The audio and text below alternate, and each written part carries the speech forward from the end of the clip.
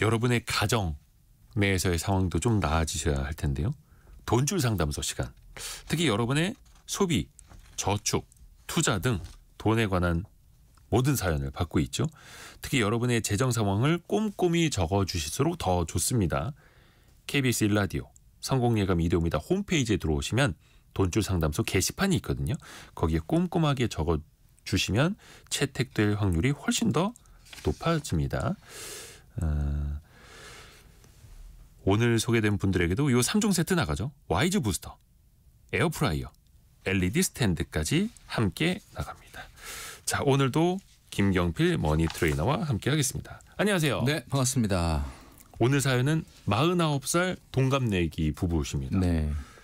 그동안에 그 시어머니까지 모시고 또 시누이랑도 함께 살았었는데 시누이가 이번 달부터 이제 분가를 했다고요. 그래서 매월 시누이가 100만 원씩을 좀 얹어줬었는데 생활비로 그게 빠진다고 합니다. 그래서 남편 월급 550만 원으로 5 식구가 생활을 하셔야 하는 겁니다. 일단 좀 비상등이 켜진 집이더라고요. 그렇죠. 일단은 우리가 가장 중요한 게 뭐 이분도 이제 고민이 있으셨으니까 이제 사연을 올려주셨겠지만 문제가 뭔지를 파악을 먼저 하는 게 가장 급선무 아니겠습니까? 우리가 네. 어떤 병이 있을 때 아플 때도 병원에 가서 첫 번째 이제 진단, 정확한 진단이 필요하잖아요. 우선 이제 소득을 한번 살펴보면 월 소득 550만 원 이렇게 적어주셨고 그다음에 상여금이 170만 원씩 한 분기에 한 번, 4번 정도 나온다. 네. 이렇게 말씀하셨거든요. 그래서 대부분 분들은 매달 받는 정기소득을 월급이라고 생각하는 경향이 있어요. 네. 그러니까 그 월급 안에서 저축하고 소비하고 이렇게 생각을 하는 거예요. 그러다가 네. 상여가 딱 나오면 어떻습니까? 야, 요거는 공돈이다. 공돈. 네. 이렇게 생각한다. 그런데 사실 그렇지 않거든요. 이 상여도 밀린 임금을 주는 거기 때문에 네. 뭐 일시적으로 나오는 특별 보너스가 아니라고 한다면 이 월급의 개념에 넣어둬야 됩니다. 그러니까 이분도 여기다 적으실 때 월 수입 550 이렇게 쓰신 걸 보면 네. 본인 월급은 550이다 이렇게 생각하시는 것 같은데 아하. 이분이 받는 정기 상여금 170만 원을 1년 네 번. 4번 받으면 680만 원이고 이게 한 달로 월 평균 보면 57만 원이기 때문에 오. 이분의 월 소득은 607만 원입니다. 아하. 그러니까 이렇게 적어놔야 된다. 그렇죠. 607만 원 안에. 근데 이제 사실은 그렇죠. 607만 원을 12달 주는 것보다 사실 550 주다가 170씩 이렇게 4번을 주면 어떤 게 돈 관리하기가 쉬울까요? 아하. 일단은 총액으로 잡아놓고 그걸 균등하게 배분을 하는 습관을 좀. 607만 원씩 12달을 주는 경우가 훨씬 돈 관리하기가 쉽다. 네. 이렇게 550밖에 안 주다가 갑자기 분기에 한 번씩 보너스를 주면은 이 돈은 소비로 흘러갈 가능성이 많다. 그렇죠. 그러니까 이제 우리 이제 청취자분들도 보너스 받으실 때 이 보너스가 아주 특별 보너스가 아니라고 한다면 월급에 넣어서 아 이건 월급이구나 이렇게 생각하고 관리를 하셔야 돼. 그래서 제가 돈줄 상담소에서 늘 말씀드리는 게 그래서 돈을 공금처럼 회계하는 마인드가 필요하다. 그래서 월급 통장, 소비 통장, 그다음에 연 계절 지출 통장, 예비 자금 통장 이런 것들을 나눠 놔야 되는 이유가 그런 거다라는 거죠. 그래서 이분 같은 경우는 지금 제가 살짝 그 내용을 한번 정리해 드리면 네. 607만 원을 벌어서 560만 원의 소비와 대출 원리금 150만 원을 갚으니까 실제로 뭐 대출 원리금 안에는 뭐 원금 상환 부분이 조금은 있겠지만 일단 다 비용으로 일단 우리가 계산해 봤을 때는 607만 원 벌어서 700만 원 넘게 쓰고 계시니까 매달 100만 원 이상 마이너스가 나고 있는 겁니다. 그렇죠. 근데 이분들도 그걸 알고 계세요. 근데 그렇죠. 기존에는 시누이가 월 100만 원 정도의 생활비를 줘서 그걸로 어떻게 보면 세이브를 좀 하고 있었는데 네. 이제 그 100만 원이 빠지니까 그냥 고스란히 100만 월 원이 마이너스 되는 거예요. 100만 원씩 마이너스가 네. 되는 상황. 그래서 이제 고민이 생겨서 이 마이너스 나는 거 어떡하냐 이러고 이제 사연을 보내신 것 같아요. 마침 잘 찾아오셨습니다. 잘 찾아오셨습니다. 지금 0988님도 나는 2%를 최고라고 생각합니다. 이렇게 보내주셨는데 진짜 지금 잘 찾아오신 거예요. 왜냐하면 이달부터 당장 생활비가 주어지고 맞아요. 마이너스가 되시기 때문에 하나하나 짚어볼게요. 자녀 교육비로 한 달에 150만 원을 쓰고 계시는데요. 네. 이분들의 월 소득이 물론 이제 상여까지 합치면 600만 원 정도는 되긴 합니다만 5 식구. 근데 자녀가 초등학교 4학년 1학년이에요. 두 이게 자녀의 학년 연령으로 보면은 이제 나이가 바뀌어 좀 헷갈리긴 하는데 옛날 우리 한국식 나이로 하면 8살, 11살인가요? 네네네. 그죠? 그렇게 되는 거죠. 그 아이들한테 교육비를 지금 150만 원을 매달 사용하고 있다. 물론 뭐 어느 지역에서는 그 영어 유치원만 보내도 그렇죠. 150만 원이다 뭐 이럴 수는 있습니다만 네. 상대적으로 봐야죠. 근데 이제 막 라디오를 이제 들으시다가 앞에 이야기를 못 들으셨던 분들도 있을 테니까 네. 아이들 교육비 150만 원이 뭐 많은 거냐 적은 거냐 사람마다 좀 다르게 생각하실 수는 있는데 지금 이제 월 소득 607만 원인 가장이고 지금 생활비로 560만 원 정도 대출이자 빼고도 네. 나가고 있는데 그중에 150만 원이 아이들 교육비입니다. 자, 이 내용을 보면 뭐 저는 사실 아이들 키운 지가 좀 오래돼 가지고 감이 좀 없는데 네. 우리 이대호 기자님 같은 경우는 뭐 조금 아이들 근데 이게 어떤 것 같아요? 150만 원의 그 학원비 지출이 많다고 하기도 뭐하고 적다고 하기도 뭐하고 참 그죠. 그래요. 지금 상황을 한번 살펴보면 우리나라가 2021년 기준으로 이때가 이제 코로나 시기인데 네. 이때 우리나라의 그 초중고 사교육의 대상이 되는 초중고 학생들이 532만 명이었는데 네네네. 지금 올해 들어와 가지고 513만 명으로 줄었다고 합니다. 그러니까 한 그렇죠. 4% 정도 줄었어요. 그러니까 그런데 학령 인구 자체는 줄고 학령 있고. 인구가 줄었죠. 그런데 2021년도에 우리나라 초중고 사교육비 총액이 23조 4천억이었는데 네. 작년 2024년도 기준으로 29조 2천억까지 늘어났습니다. 무려 25%가 늘어났다. 아이는 줄어도 사교육비는 아이는 줄었는데 는다. 금액은 25%가 늘었다. 이게 이제 아마 우리 대한민국의 현실을 보여주고 있는 것 같은데 제가 봤을 때는 이분이 이제 지금 고민하는 게 무엇을 줄일까 이런 것들을 고민하는 거잖아요. 저는 오늘 이 사연자님에게 던지고 싶은 키워드가 네. 네 글자입니다. 네 글자요. 네. 구조 조정. 구조 조정이 필요하다. 네, 구조 조정. 지금 대한민국의 경제도 어렵고 굉장히 여러 가지 힘들어서 기업들도 다 기업 구조 조정 나섰지 않습니까? 네. 근데 이제 구조 조정이라는 게 뭐냐? 한 번, 두 번 있었던 변동 지출을 아끼는 것도 필요하지만 구조적으로 나가는 고정비를 줄여야 된다. 지금 기업들도 구조 조정을 하는 이유가 당장 구조 조정 이번 달에 비용 안 줄인다고 문제가 돼서 줄이는 게 아니에요. 그러니까 이게 지금 당장 이 구조 조정을 안 해놓으면 미래가 없기 때문에 구조 조정을 하는 거잖아요. 구조 조정을 항시 그리고 사전에 하는 거죠. 그죠. 그러니까 이분도 마찬가지예요. 이분도 뭐 사실 뭐 지금 마이너스 한 달에 100만 원 나는 거 뭐 이분이 지금 49세고 연구원 직장 생활을 하고 계시고 뭐 아주 한두 달 당장 문제가 되지는 않지 않겠습니까? 근데 이제 이거를 지금 안 해놓으면 실기를 하게 되면 정말 미래가 제대로 준비되지 않을 수 있다. 그래서 어떤 것을 먼저 구조조정할 거냐는 그 사람의 가치관과 관련이 있습니다. 그런데 대한민국 사람들은 내가 밥을 굶는 한이 있어도 자녀 교육에 대해서는 어떻죠? 못 줄이죠. 못 줄인다 이렇게 얘기를 하시잖아요. 그렇죠. 근데 그런 부분을 감안하더라도 제가 봤을 때는 초등학교 4학년, 1학년 두 아이한테 지금 교육비 150만 원은 좀 과잉이다. 여기선 좀 줄이실 수 있다. 네, 왜냐하면은요. 이게 앞으로 늘어나면 늘어났지 줄어들지 않을 텐데 처음부터 이렇게 많은 비용을 쓰시다 보면은 사실 어떻게 보면 뒷감당이 안 되실 수도 있다. 그리고 이제 요거는 뭐 좀 약간 다른 얘기가 될지 모르겠는데 우리나라 그 미취학 아동들의 교육비가 취학 아동의 교육비보다 높아요. 이게 왜 그러냐면 일단 초등학교를 들어가서 한 3, 4학년 넘어가게 되면은 이제 아이들이 대부분 예체능으로 갈지 아니면 뭐 그냥 공부를 할지가 진로가 어느 정도 결정이 되다 보면은 오히려 교육비가 선택과 집중을 하기 때문에 줄어드는데 우리 자녀를 키우는 많은 부모님들이 미취학 아동들한테 다양한 실험을 하고 있다.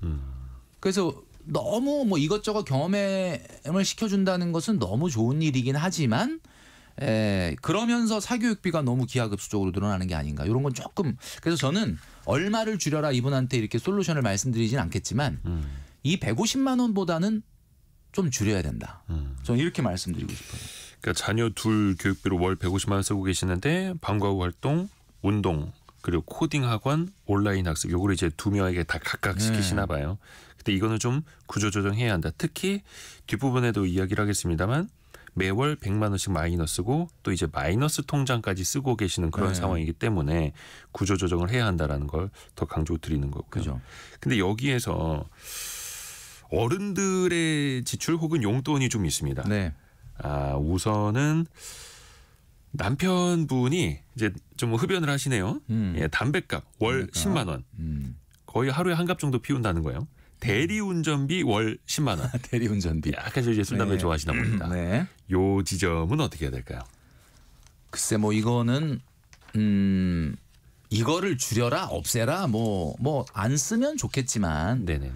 그 부분을 이제 제가 말씀드리기에는 이건 뭐 본인이 이거에 대한 어떤 필요를 구조조정에 대한 어떤 필요를 느껴야만이 할 수 있는 행동이라서 네.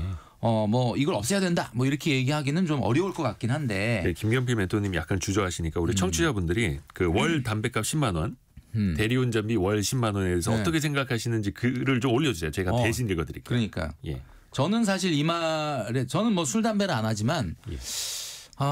이 외벌이 가정에서 49세 연구원이시라고 하는데 서울로 출퇴근하고 계시고 뭐 이런 일들이 조금 있을 수는 있을 거라고 봅니다. 그래서 이 부분에 대해서 이걸 없애야 된다. 뭐 안 하면 좋겠지만 이렇게 말하기는 좀 어려울 것 같고 그거보다도 기본적으로 오늘 그 키워드가 구조조정이잖아요. 네. 근데 구조조정이라는 말에 어느 부분을 어떻게 줄이냐보다도 저는 이때 떠오르는 말이 십시일반이라는 말이 떠올라요. 그러니까 이게 무슨 얘기냐면 어느 특정한 항목을 구조조정한다기보다는 전반적으로 모두가 동참하는 구조조정이 필요하다. 그래서 제가 돈줄 상담소에서 이런 말씀드린 적이 있었죠. 재정에도 건강검진이 필요하다. 네. 기억나실 텐데 그 건강검진 받으러 가면 우리가 혈압이나 당뇨나 간 수치 같은 것들을 보게 되는데 그 관점으로 이 우리 사연자님의 가정을 들여다봤을 때 우리가 혈압을 뭐라 그랬냐면 소비율이라고 그랬거든요. 소비율. 예. 그러니까 혈압이 너무 높으면 문제가 된다라고 했는데 그게 소비율이 너무 높으면 문제가 된다. 이분 오늘 우리 사연자님의 소비율이 몇 %죠? 내가 600만 원 버는데 700만 원 쓰잖아요. 오버죠, 오버. 그러면은 소비율이 100%를 넘어서서 115%. 예. 그러니까 이거는 혈압이 지금 정상 수치보다 엄청나게 높은 상태인데 네. 빨리 이거를 고치지 않으면 안 된다. 그러니까 기본적으로 봤을 때 그 소비율 자체가 지금 40대 후반이면 최소한 1, 20% 정도는 잉여가 남아서 저축을 할 수 있어야 되는데 소비율이 100%를 넘어서서 마이너스가 나고 있다 그러면 이거를 구조조정을 해야 된다라는 거거든요. 그러니까 이 부분이 가장 중요하다. 많은 분들이 글을 올려주고 계시는데 일단은 유성환 님이 술 마시러 가실 때는 차를 놓고 가세요. 그렇죠? 그리고 또 특히 대리운전해서 내 차로 편하게 가야지라는 생각보다는 그 버스나 전철 끊기기 전에 가야지라고 생각을 하시면 사실 좀 과음도 덜 하게 되고 또 김정학님 대리운전은 가급적 대중교통으로 대체 가능하지 않을까요? 이렇게 의견 주셨어요. 그런데 또 반면에 최경미님 연구원이라시면서 담배와 대리비 인정해줘야죠. 왜냐하면 또 스트레스 많이 받을 맞아요. 직업이기도 하니까. 그리고 사실 술 드시고 대중교통 타셔야죠라고 하지만 또 대중교통 탈 때 가끔 술을 너무 많이 드신 분들이 옆에 있으면은 힘들죠 서로. 약간 좀 이거 택시 타고 가시지 왜 대중교통을 탔나 또 이렇게 얘기하시는 분들도 있거든요. 또 이제 한 푼이라도 아끼려고 그 휘청거리는 이제 몸을 가누면서 또 박성춘님 직장에서는 흡연 정보와 술잔 정보가 무척 중요합니다. 또 이렇게 이야기해 주셨고, 아유 그래서 이거는 이제 이분들의 선택의 문제인데. 그래서 제가 그 말씀을 강하게 못 드렸던 거고요. 근데 이제 일단 지금 49세의 가장이고 외벌인데 소득은 아주 낮지 않은 600만 원이나 매달 마이너스 100만 원이 난다라고 하는 거에서 좀 마음이 아픈 부분이 뭐냐면 부모님 용돈을 지금 양쪽에 한 50만 원 정도 드리고 있고 그리고 기부금을 또 매달 20만 원 이상 하고 있고 맞아요. 이렇게 하고 있는데 제가 이제 오늘 구조조정이라는 이야기를 하면서 네. 생각했던 게 부모님 용돈이라는 게 이게 사실 좀 애매하긴 합니다. 그러니까 이게 부모님이 정말 이걸 안 드리면 생활이 안 되는지는 우리가 확인할 수가 없고. 두 어머니 용돈으로 매월 50만 원. 그죠. 그런데 그 월수입의 거의 10분의 1이요. 부모님이 과연 이게 마이너스가 지금 이렇게 나는 상황에서 또 용돈을 드리는 걸 안다 그러면은 부모님이 그렇게 또 아주 좋아하시진 않을 것 같다는 생각은 좀 들어요. 뭐 그 말씀을 드리긴 좀 어렵겠지만. 근데 뭐 또 경제생활 안 하고 계시면 또 이게 또 꼭 필요하실 수도 있고. 그럴 수도 있고. 그리고 뭐 그건 우리가 알 수 있는 내용은 아니고 기부금도 너무 좋은데 기부금을 내가 마이너스가 나는데 기부금을 한다. 그럼 어떻게 보냐면은 저는 이건 아니라고 보거든요. 그러니까 지금 내가 마이너스가 생활비에서 나고 있는데 기부금을 하고 있다. 기부금을 월 20만 원. 그죠. 그러니까 이거는 조금 아니지 않겠는가라는 생각을 하는 거예요. 그래서 이 기부금이라고 하는 거를 이게 어려운 사람을 돕는다는 건 너무 좋지만 죄송한 마이너스가 나고면서 그 마이너스로 지금 기부금을 내는 걸 수도 있는 거거든요. 그래서 그 부분에 대한 구조조정은 좀 필요하다. 1090님이 기부금은 떠밀린 거 아닐까요? 이렇게 보내주셨는데 그리고 김종원님 외벌이 힘드실 것 같습니다. 이렇게 보내주셨고 그러니까 기부금 20만 원. 뭐 물론 이제 좋은 사회를 위해서 기부하시는 것까지는 좋습니다만 본인이 당장 월 100만 원씩 마이너스인데 이건 조금 한번 또 생각해 보실 필요가 있을 것 같고요. 곽정대님 학연, 지연, 흡연 그리고 아까 아이고 글이 올라갔는데 전자담배로 바꾸시면 이제 돈이 좀 덜 든다라고 그렇습니까? 조언을 해주신 분도 계시는데 근데 전자담배, 액상담배도 담배는 담배입니다. 해로운 건 똑같고요. 비용이 좀 줄어들 수도 있다는 얘기는 또 처음 듣네요. 근데 저도 그 액상담배도 피워보고 전자담배도 피워보고 했는데 한 15년 담배 피우다 이제 저는 끊었거든요. 한 10년 전에 끊었는데 담배는 100개 무익합니다. 끊는 게 제일 좋아요. 돈도 아낄 수 있고 스트레스 받으시면 차라리 그 시간에 계단을 오르내리세요. 요거는 제가 좀 조언을 드리고 싶고.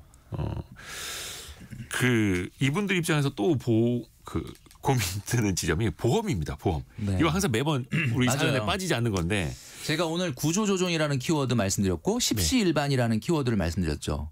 어느 특정한 항목 하나를 줄여서 이분이 마이너스로부터 벗어나서 지금 노후 준비를 하는 어느 정도의 적정 저축을 하기는 어렵다가 결론입니다. 그렇다면 십시일반 무슨 얘기냐? 한 가지를 건드려서 해결될 문제가 아니라 고르게 모든 부분을 줄여나가는 노력이 필수다. 자, 그런데 그중에서 가장 큰 문제가 되고 있는 게 바로 보험료입니다. 네. 102만 원을 내고 계세요. 우리 청취자 여러분들 어떻게 생각하실지 모르겠는데 607만 원의 소득 중에 네. 102만 원을 보험료를 내는데 보험료가 시어머니 그러니까 이제 우리 그 사연자님의 어머님 19만 원, 남편 37만 원, 아내 16만 원, 자녀 27만 원 이런 정도의 보험료를 내고 있거든요. 그러니까 5분이기는 한데 그렇죠. 거의 뭐 소득의 6분의 1? 자, 우리 돈출 상담소를 잘 들으시는 분들은 아마 제가 계속해서 반복해서 말씀드리니까 아마 아실 텐데 네. 소득의 3에서 5%를 넘으면 안 된다. 이게 보장성 보험료 얘기하는 겁니다. 뭐 개인연금이나 뭐 이런 거 말고 보장성 보험료는 말 그대로 순수 보장의 성격을 갖고 있는 거기 때문에 3에서 5% 정도가 맞다. 이렇게 말씀을 드리거든요. 많은 분들이 그럽니다. 그러면 누가 3%고 누가 5%냐. 그 안에서도 좀 비중을 높이는 건 어떤 사람이 비중을 높여야 되고 어떤 사람이 더 낮출 수 있느냐. 자, 이걸 오늘 제가 말씀드릴게요. 이거는 이 보험료의 비율은 우리가 항공기에 넣는 연료인 항공유와 되게 유사합니다. 이게 왜 그러냐. 네. 여러분들 그 비행기 타실 때 궁금하신 거 있으셨죠. 도대체 이 비행기는 예. 연료를 만땅으로 채우고 갈까 아니면 조금 덜 채우고 갈까. 풀 굉장히 가득 채우고 갈까. 그래서 많은 분들이 그러잖아요. 이거 사실 항공사에서는 이거 계산하는 분이 따로 있다고 하거든요. 근데 왜 이걸 왜 계산하지? 네. 그냥 만땅으로 최고로 많이 넣고 가면 되는 거 아닌가? 만땅은 만 탱크의 일본어적 발음이 하더라고요. 그렇죠. 우리가 가장 많이 쓰는 말이라서 풀로 이렇게 채우고 가면 되는 거 아닌가? 이렇게 얘기를 하시는데 사실 이게 그 비행기의 기종마다 좀 다르지만 항공유를 가득 채우게 되면은 거의 이 항공기 기체 무게의 연료가 25%에 달하기 때문에 그렇죠. 연비 안 나오죠. 연비가 연료 소모가 늘고 비용이 증가한단 말이에요. 그러니까 무조건 많이 넣으면 안 된다. 그렇다고 해서 너무 적게 넣으면 어떻게 되죠? 위험하죠. 굉장히 혹시 모를 뭐 회항을 하거나 다른 곳에 임시 착륙을 해야 되거나 하는 것들에 대한 안전 문제가 있을 수 있다. 그래서 네. 고려돼야 되는 상황이 날씨나 거리나 주변 공항 등을 고려해서 가장 적절한 연료를 넣는 거거든요. 그럼 보험료는 어떤 사람은 많이 들어야 되고 어떤 사람은 적게 들어야 되느냐. 자, 그러면 이걸 봐야 돼요. 일단 피보험자가 경제 부양을 하는 사람이 그 가정에 한 명이냐 두 명이냐. 만약에 두 명이다 그러면 보험료는 좀 줄어들어도 돼요. 분산. 네, 분산되니까. 근데 한 사람이다 그러면 좀 높아져야 되죠. 그리고 자녀가 어느 정도 성장을 했다. 그러면은 보험료가 많이 안 나가도 되는데. 그렇죠, 그렇죠. 그죠? 그러니까 이분 같은 경우는 어떠냐면 49세 외벌이에 자녀들이 나이가 어립니다. 그렇죠. 그러니까 일반적인 상황보다는 보험료가 어때요?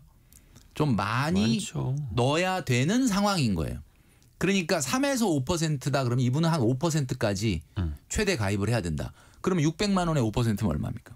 거의 절반으로 줄여야 되는 거 아닙니까 지금에? 30만 원 정도 수준. 예. 그러니까 최고 많이 인정을 한다 그래도 30만 원보다 보험료를 보장성 보험료를 더 낸다는 것은 안 된다. 근데 이제 여기에 어머님 보험료가 있으니까 뭐 그것까지 감안한다 그래도 지금 현재 보험료에서 절반은 필요 없다라는 내용이 아니에요. 이게 오해하시면 안 돼요. 네. 제가 이게 필요 없다라는 게 아니라 이 세상에 필요 없는 게 어디 있습니까? 있으면 다 좋죠. 근데 순위에서 밀려서 우선순위에서 후순위의 보험이기 때문에 600만 원 소득에 100만 원의 보험료를 낸다는 거는 정말 말도 안 되는 상황이다.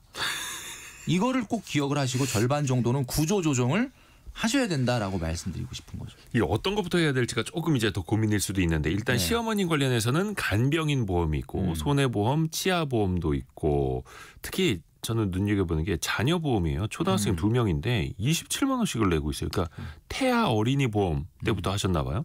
이게 7만 2천 원, 거의 6만 원, 7만 원 안팎 이렇게 나가니까 그렇죠. 2명만 27만 원.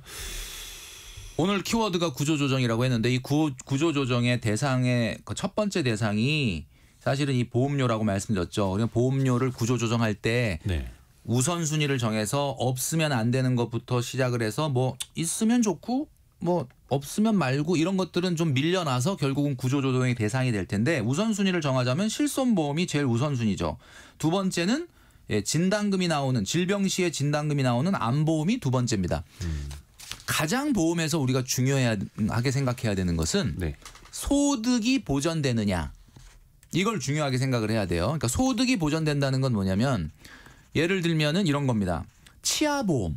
네. 우리가 뭐 임플란트를 하거나 뭐 씌우거나 떼우거나 했을 때 어느 정도의 비용을 보전을 해줍니다. 근데 내가 만약에 이 치아보험을 안 가입을 해가지고 치과 치료를 받았는데 내 돈으로 5만 원, 10만 원, 뭐 임플란트를 하면은 뭐 100만 원 이상 들 수도 있고 네.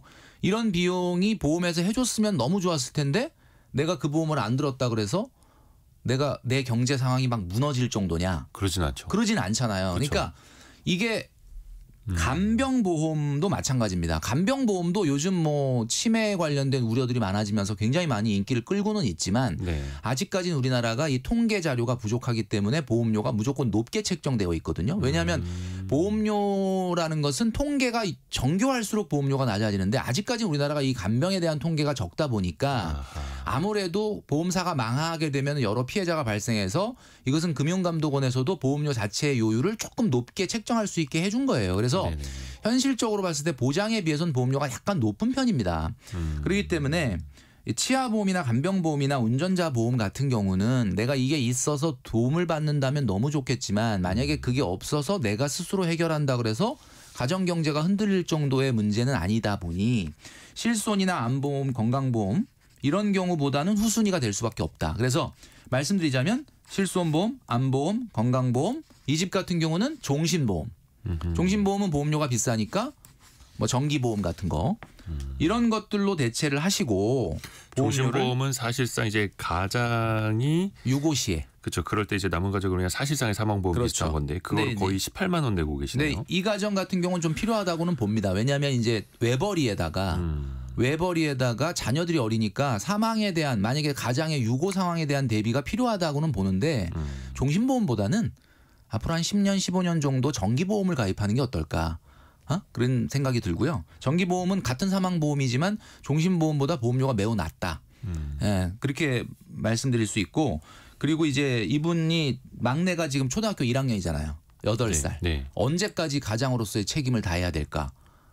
15년 정도 남았다고 봅니다. 네. 15년.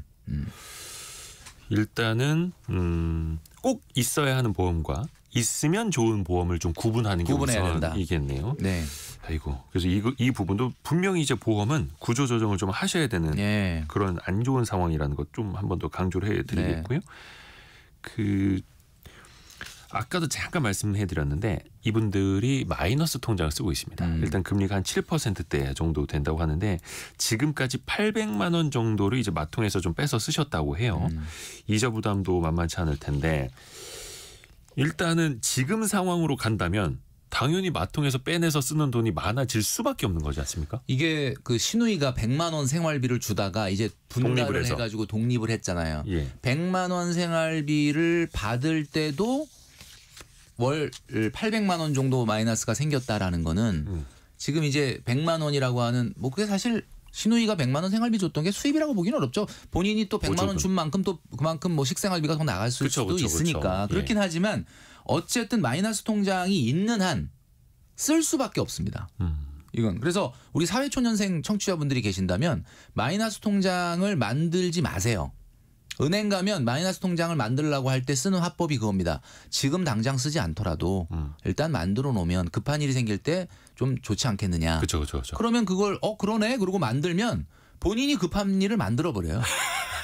그러니까 이건 안 되는 거예요. 그러니까 급한 일이 생기면 어떡할 거냐라고 해서 만든다. 아니 급한 일 지금 안 생겼는데. 네.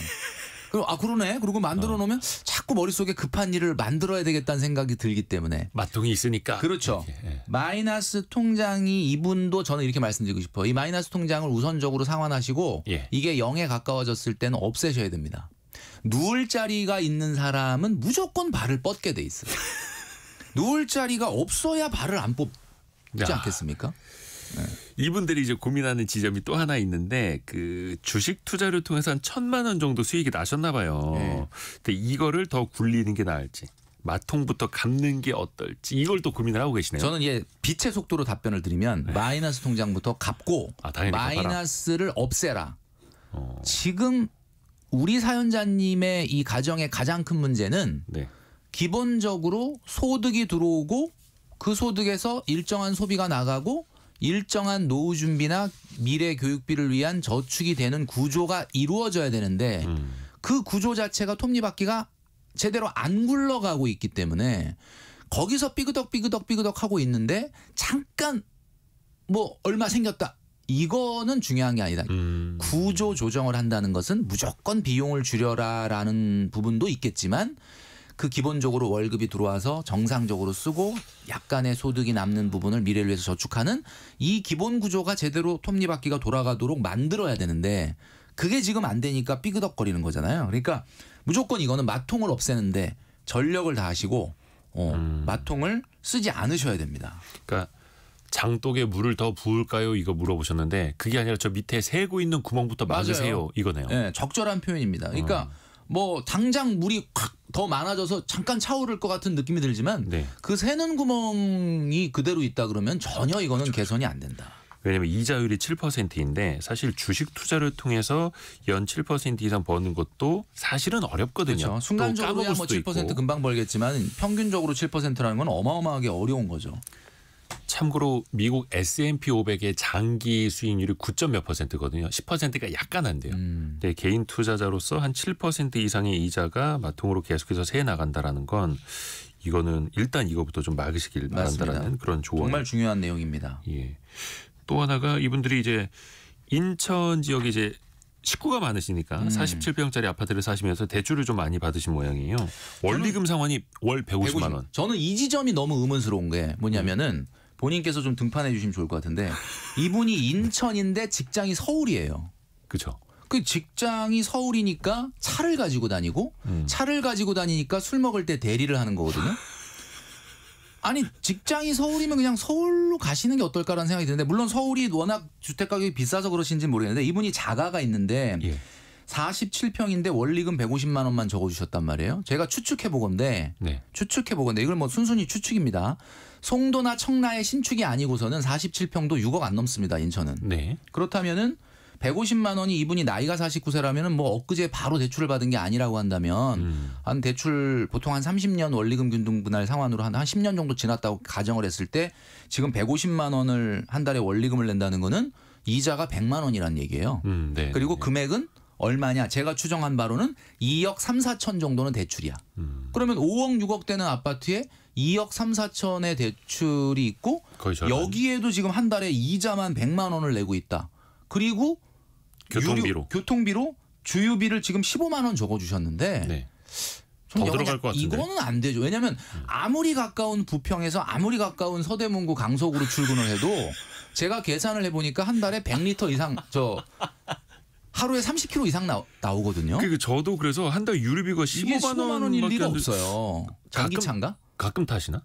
아니 매일 출퇴근 하신단 말이에요. 그러면 굳이 저는 이거 첫 번째 굳이 왜 47평이냐? 물론 시누이까지 6식구였기 때문에 그럴 수도 그렇죠. 있겠지만 식구가 많으니까 큰 집이 필요한데 서울에서는 안 되니까 좀 멀리 나가신 저는 거죠. 이 구조 조정의 대상 중에 이 집을 저는 말씀드리고 싶은 게 인천 지역 같은 경우는 대출을 2억 3천이나 받아서 이 가장이 600만 원 소득인 가장이 한 달에 100만 원을 이자를 내고 집값 오르겠지라고 기다릴 만한 입지냐라고 봤을 때는 지금 인천 지역이 수도권에서 유일하게 2022, 23, 24, 25, 26년까지 수요에 비해서 공급이 2배 이상인 지역입니다. 이게 수도권에서 유일하거든요. 네네네. 그리고 미분양도 좀 가슴 아픈 얘기긴 한데 수도권에서 유일하게 3천 가구가 지금 넘게 미분양인 상태인데 이게 2024년부터 꾸준히 또 증가 추세에 있어요. 그래서 네네네.